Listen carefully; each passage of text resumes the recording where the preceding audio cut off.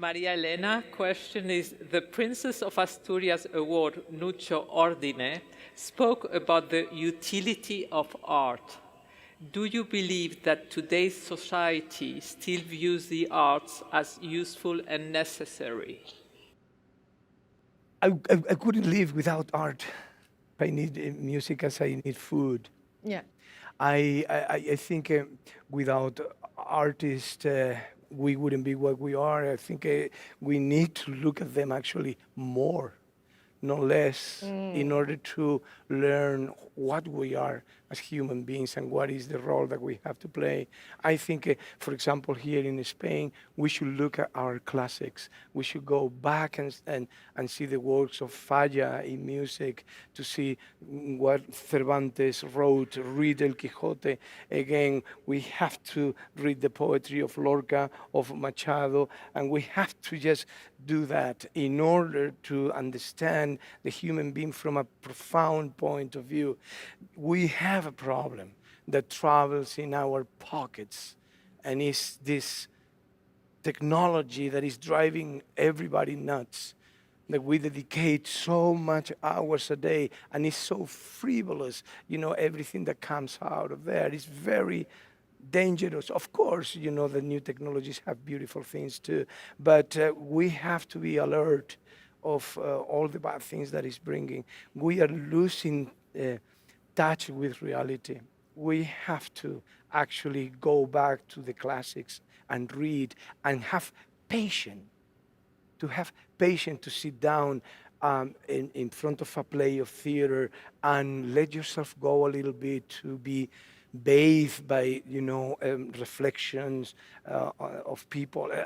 I think we couldn't live without art. I think we need art to continue surviving, definitely. I think it's very true. And I think we are at an inflection point in society where our brains have been retrained not to be able to concentrate deeply. I think we go laterally. We don't go vertically.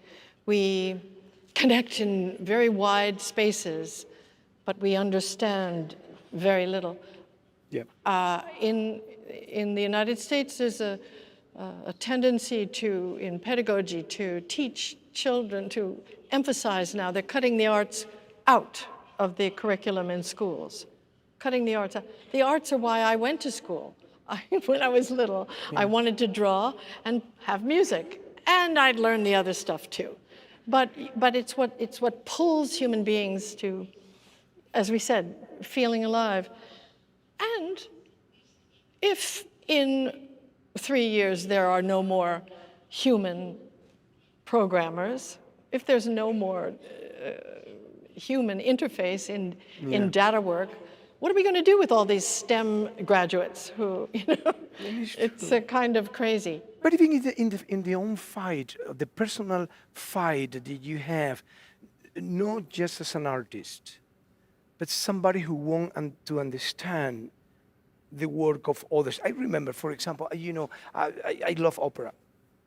And I have this, of course, in opera, you go immediately to Puccini. Yeah. And you go to Bizet and to the operas that are very melodic. But I couldn't understand Wagner, for example. I have to fight my way into Wagner, and I was there fighting, struggling in order to why this guy is so important to people who love music, but I don't understand what he does, or it doesn't hit me in the same way.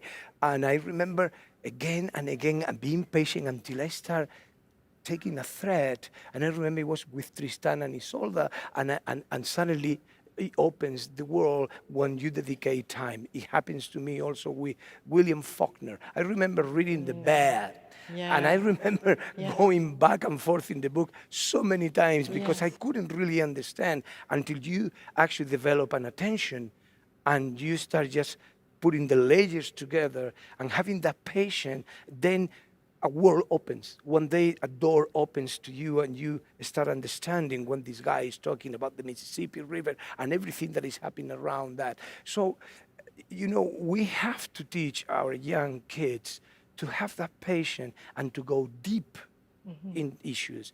Don't stay in the surface. And there is a beautiful way to do that, and it's called art. Yeah.